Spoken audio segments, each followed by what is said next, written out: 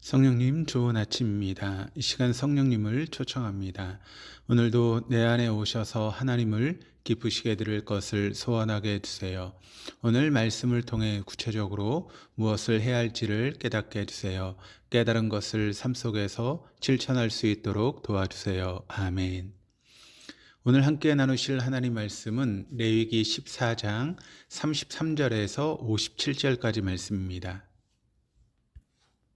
여호와께서 모세와 아론에게 말씀하여 이르시되 내가 네게 기업으로 주는 가나안 땅에 너희가 이를 때에 너희 기업의 땅에서 어떤 집에 나병 색점을 발생하게 하거든 그 집 주인은 제사장에게 가서 말하여 알리기를 무슨 색점이 집에 생겼다 할 것이요 제사장은 그 색점을 살펴보러 가기 전에 그 집안에 있는 모든 것이 부정을 면하게 하기 위하여 그 집을 비우도록 명령한 후에 들어가서 그 집을 볼지니 그 색점을 볼 때에 그 집 벽에 푸르거나 붉은 무늬의 색점이 있어 벽보다 우묵하면 제사장은 그 집 문으로 나와 그 집을 이래 동안 폐쇄하였다가 이래 만에 또 가서 살펴볼 것이요 그 색점이 벽에 퍼졌으면 그는 명령하여 색점 있는 돌을 빼내어 성 밖 부정한 곳에 버리게 하고 또 집안 사방을 긁게 하고 그 긁은 흙을 성 밖 부정한 곳에 쏟아버리게 할 것이요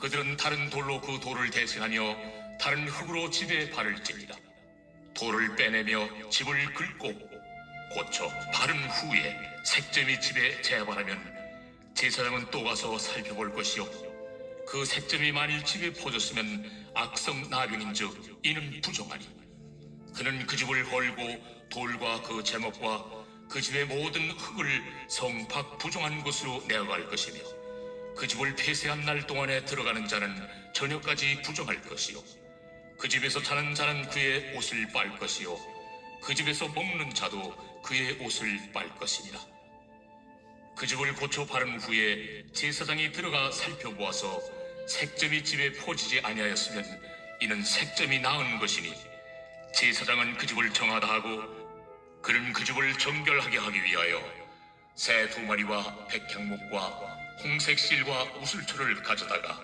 그 새 하나를 흐르는 물이 질그릇 안에서 잡고 백향목과 우슬초와 홍색 실과 살아있는 새를 가져다가 잡은 새의 피와 흐르는 물을 찍어 그 집에 7번 뿌릴 것이요 그는 새의 피와 흐르는 물과 살아있는 새와 백향목과 우슬초와 홍색 실로 집을 정결하게 하고 그 살아있는 새는 성 밖 들에 놓아주고 그 집을 위하여 속죄할 것이라 그러면 정결하리라 이는 각종 나병 환부에 대한 규례니 곧 오음과 의곡과 가옥의 나병과 돋는 것과 뾰루지와 색점이 어느 때는 부정하고 어느 때는 정함을 가르치는 것이니 나병의 규례가 이러하니라.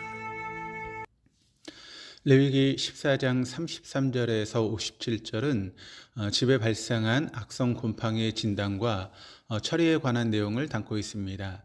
34절에 나병으로 번역된 히브리어 단어는 사람과 연결을 해서 사용할 때는 나병으로 번역하고 또 집과 연결해서 사용할 때는 곰팡이로 번역하는 것이 자연스럽습니다. 그래서 대부분의 성경을 보면 33절 상단에 집에 생기는 곰팡이라고 소제목을 붙여 놓았습니다. 하나님께서는 집에 발생한 곰팡이에 대한 진단과 해결을 제시함으로써 사람이 환경에 영향을 받는 존재임을 상기시키시고 또 환경에 의해서 사람이 부정하게 되었을 때 어떻게 그 부정을 제거하고 거룩을 회복할 것인지를 교훈하고 있습니다. 33절에서 36절까지 말씀입니다.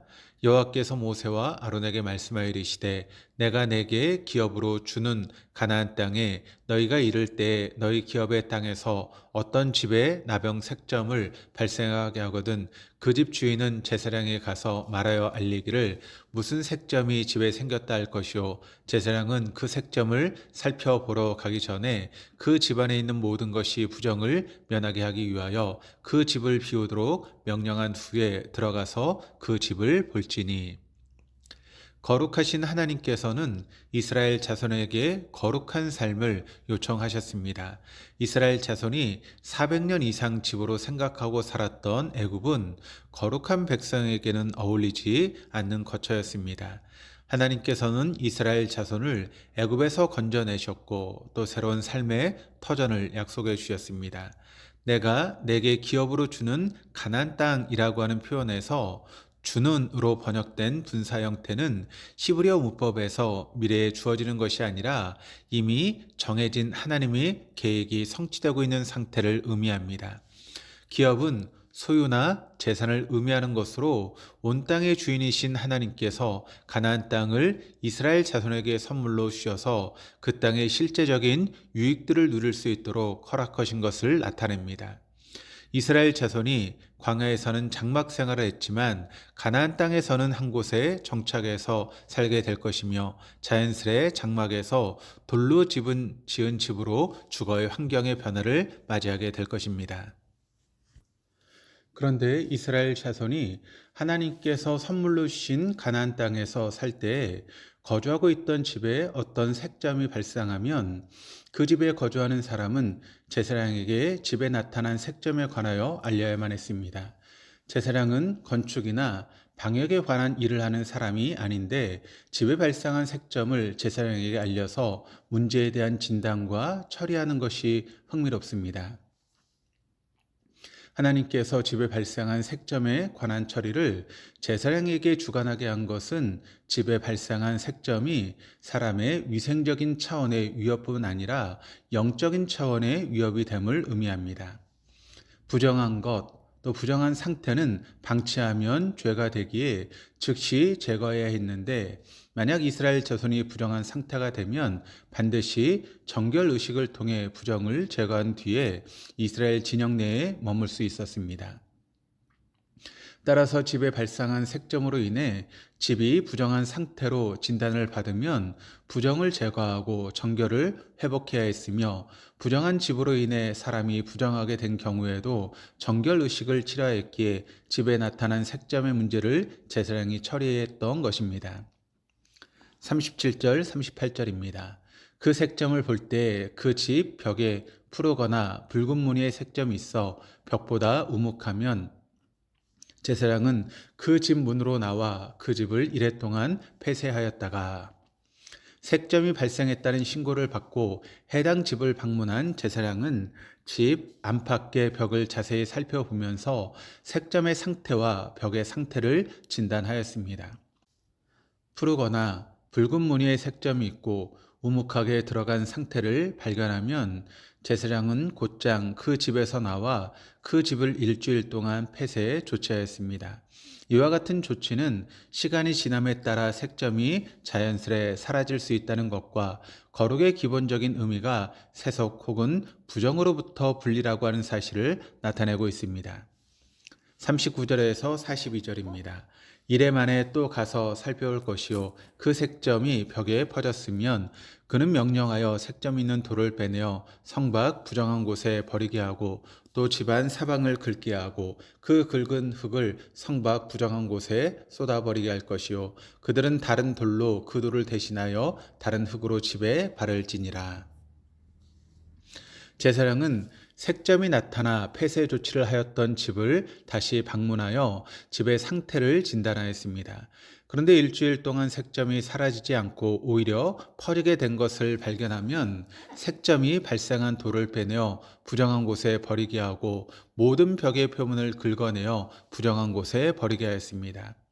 성밖 부정한 곳이라고 하는 표현을 통해서 이스라엘 자손이 거주하는 성밖은 부정한 장소로 구별되었다라고 하는 것을 알 수 있습니다. 레위기에 나타난 거룩은 공간적 개념이 하나님과의 거리와의 관계가 있음을 발견합니다. 하나님의 임재가 있는 곳은 거룩한 곳이며 하나님께 가까이 올수록 출입이 제한되고 부정한 장소는 하나님으로부터 멀리 있습니다. 하나님의 임재가 있는 지성소는 거룩한 장소로 오직 대제사장만 출입할 수 있었습니다. 지성소 밖에 있는 성소는 제사장만 출입이 가능했으며 성소 밖에 있는 회막문은 이스라엘 자손이 출입할 수 있었습니다. 이스라엘 진영 밖은 부정한 장소로 여겨졌습니다. 따라서 이스라엘 자손이 거주하는 성 안의 어떤 집에 부정이 발생하면 부정을 방치할 것이 아니라 즉시 부정을 제거하여 이스라엘 자손이 사는 곳에 부정이 확산되지 않도록 해야만 했습니다. 43절, 45절입니다. 돌을 빼내어 집을 긁고 고쳐 바른 후에 색점이 집에 재발하면 제사장은 또 가서 살펴볼 것이요 그 색점이 만일 집에 퍼졌으면 악성 나병인즉 이는 부정하니 그는 집을 헐고 돌과 그 제목과 그 집의 모든 흙을 성 밖에 부정한 곳으로 내어 갈 것이며 색점이 나타난 집을 폐쇄해 조치한 이후에 색점이 나타난 벽돌을 제거하고 벽의 표면을 긁어내어 가능한 모든 조치를 취하였음에도 다시 색점이 재발하게 되면 그 집을 허물고 모든 폐기물을 성 밖 부정한 곳에 버려야만 했습니다. 집은 사람이 생활하는 데 필수 요소지만 당장 비를 피할 곳을 얻기 위해 또 더위와 추위를 피하기 위해서 부정한 장소에 머물 수는 없는 노릇이었습니다. 하나님의 임재가 있는 곳이 거룩한 곳이며 부정한 것은 하나님께 가까이 할 수 없는 레이기의 원리를 지금 우리가 머물고 출입하는 장소에 적용해 봅시다. 하나님께서 어디에서나 우리와 함께 하시지만 결코 죄와 함께 하실 수는 없기 때문입니다. 46절에서 53절입니다. 그 집을 폐쇄한 날 동안에 들어가는 자는 저녁까지 부정할 것이요 그 집에서 자는 자는 그 옷을 빨 것이요 그 집에서 먹는 자도 그의 옷을 빨 것이니라. 그 집을 고쳐 바른 후에 제사장이 들어가 살펴보아서 색점이 집에 퍼지지 아니하였으면 이는 색점이 나은 것이니 제사장은 그 집을 정하다 하고 그는 그 집을 정결하게 하기 위하여 새 두루마리와 백향목과 홍색 실과 우슬초를 가져다가 그 새 하나를 흐르는 물 위 질그릇 안에서 잡고 백향목과 우슬초와 홍색 실과 살아있는 새를 가져다가 잡은 새의 피와 흐르는 물을 찍어 그 집에 7번 뿌릴 것이요 그는 그 새의 피와 흐른 물과 살아있는 새와 백향목과 우슬초와 홍색 실로 집을 정결하게 하고 그 살아있는 새는 성 밖에 들에 놓아주고 그 집을 위하여 속죄할 것이라. 그러면 정결하리라. 색점이 발생하여 폐쇄 조치된 집에 출입한 사람은 부정한 자로 간주되었고 정결 의식을 치러야만 했습니다. 부정하다고 진단을 받아 폐쇄된 집에 출입한 사람은 저녁까지 부정한 상태가 되었는데 이는 이스라엘 자손이 하루의 시작을 일몰후로 여겼기 때문입니다. 즉 부정한 집에 출입한 사람은 하루 동안 부정한 상태가 되었고 부정한 집에서 잠을 잤거나 음식을 먹는 경우에는 입고 있던 옷을 빨아서 정결하게 해야만 했습니다. 폐쇄된 기간 동안 색점이 집에 퍼지지 않았을 경우 제사장은 그 집을 정하다라고 선언하였고 앞서 한센병으로 부정한 상태였던 사람이 회복된 이후에 가졌던 정결의식과 동일한 방식으로 정결의식을 진행했으나 제사는 생략되었습니다. 54절에서 57절입니다. 이는 각종 나병 환부에 대한 규례니 곧 옹과 의복과 가옥의 나병과 돋는 것과 뾰루지와 색점이 어느 때는 부정하고 어느 때는 정함을 가르치는 것이니 나병의 규례가 이러하니라. 레위기 13장 14장은 사람의 피부와 집에 발생한 부정을 다루었습니다. 피부에 발생한 피부병과 집에 발생한 색점을 동일한 단어로 표현한 만큼 14장 마지막 부분은 13장과 14장의 내용을 요약 정리하고 있다라고 볼 수 있습니다.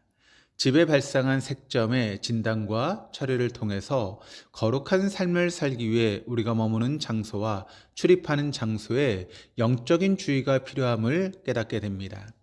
하나님과 무관하게 살아가던 우리를 하나님께서 부르셔서 하나님께서 우리의 하나님이 되어주시고 우리를 하나님의 거룩한 백성 삼아 주셨습니다. 이전에 우리는 죄의 지붕 아래에서 자연스레 죄를 먹고 마셨습니다. 그런데 이제 하나님께서 우리의 거처가 되어 주셔서 주님 안에서 우리는 주님의 말씀을 먹고 마시며 예수 그리스도로 옷 입어 우리의 부정을 가리고 거룩한 삶을 살 수 있게 되었습니다. 거룩한 백성은 부정한 집에 머물 수 없다는 레위기의 교훈을 기억하여 잠깐의 유익과 안전을 위해 부정과 타협했던 삶에서 돌이켜 우리의 가정과 일터를 거룩하게 가꿔 가실 수 있기를 바랍니다.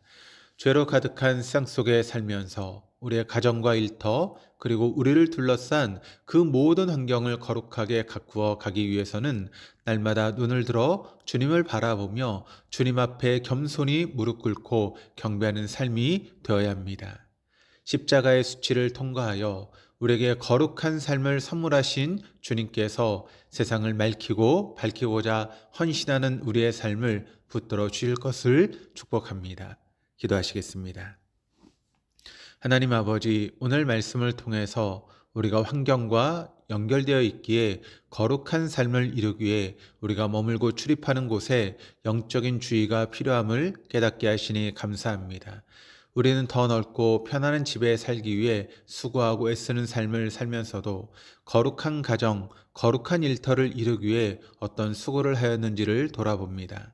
죄로 가득한 쌍 속에 살면서도 죄의 지배가 아니라 예수 그리스도의 은혜의 통치에 따라 겸손히 무릎 꿇고 세상을 밝히는 삶이 되게 하여 주옵소서. 감사드리며 예수 그리스도 이름으로 기도드립니다. 아멘.